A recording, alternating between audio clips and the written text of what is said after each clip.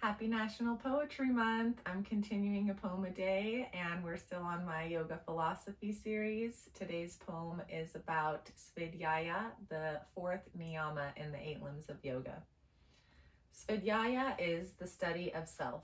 So take that volume of you off the shelf. Crack open the spine, spend a little time, see what you may find. The pages are infinite. Self-study is a practice we never quit. Each breath, each moment, something to discover, another layer of our soul to uncover. Yes, we learn when we sit with ourselves, but that's not it.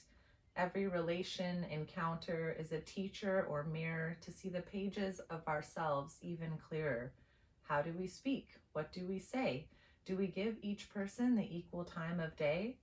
So then, Svadhyaya is not just the study of us, not I, but we, as we all ride this earth bus.